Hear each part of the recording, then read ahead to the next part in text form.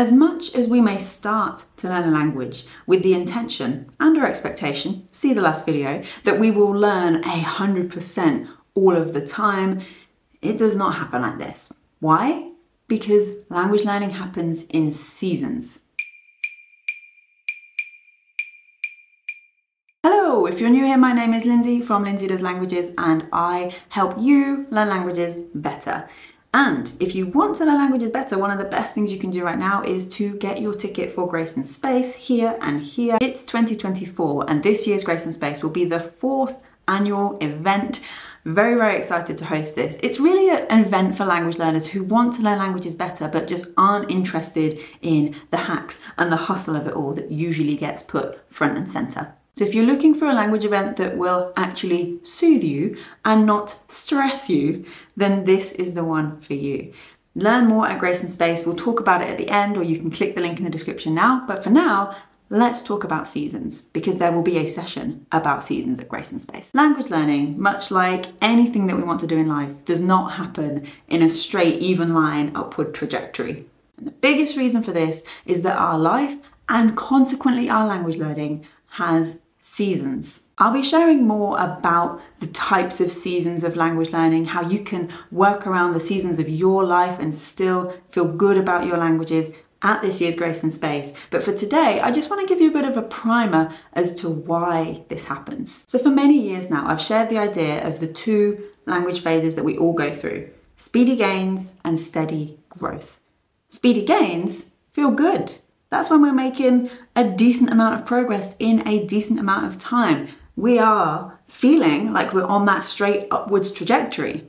But then steady growth happens, and steady growth often doesn't feel as good, at least the first time it happens, and especially if you don't know how to handle it. Steady growth is when things are maybe taking less progress in a longer period of time. So the progress to time is the big difference. But steady growth doesn't have to feel sluggish and misaligned. It can actually be a phase that we recognize as being really important for our language learning progress in the long term. Now, with the seasons session at Grace and Space, I'm really going to expand on this idea of speedy gains and steady growth for the first time ever, with a brand new way to look at this. And that's because I believe a huge part of my work is to make you feel comfortable and confident with your languages at any stage, regardless of whether things are slower or speedier at this given time. Because that will happen. You will go through these different phases.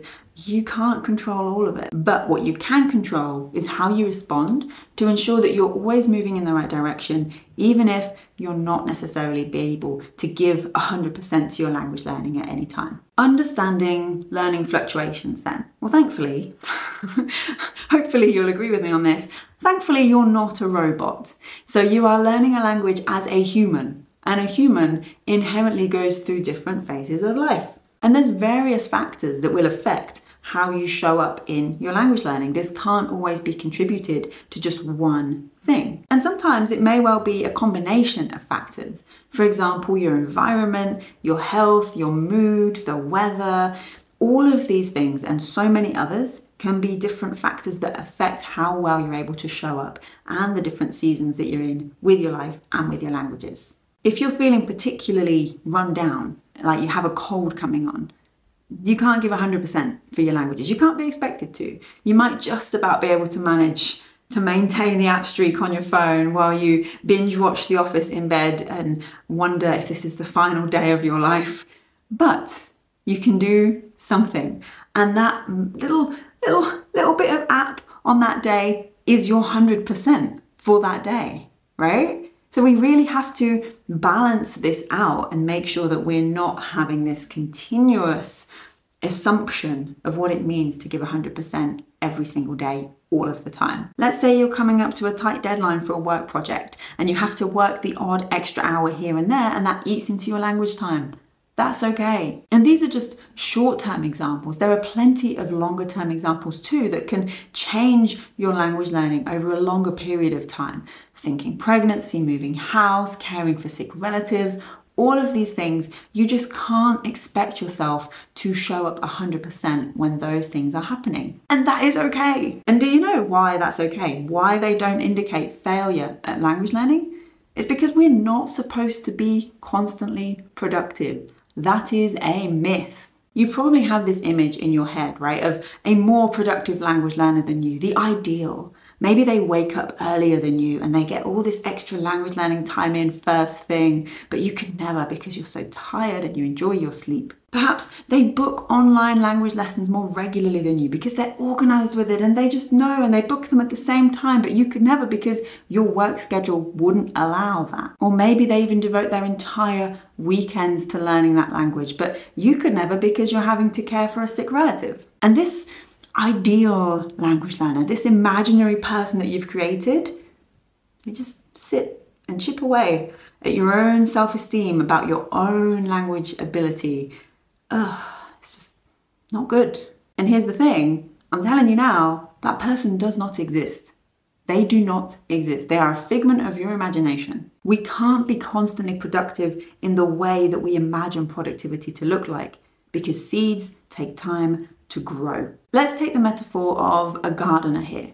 And again, fits in with the idea of seasons because their task isn't just to plant the seeds in our world to learn new words. Their job is also to allow those seeds a bit of nurture time, to water those seeds, aka practice the vocab, and then to take that food out of the ground and to cook with it. In our world, to use that language in a real life conversation. And so much of that gardener's growth and their croppage and harvest is happening at certain times of year. The garden is not constantly productive at the same level throughout the year. Sure, there may be some winter crops, but in winter, a lot of that time is letting the ground rest, letting themselves rest, and eating everything that they've preserved or frozen or made into jam. Periods of lower productivity are natural and important.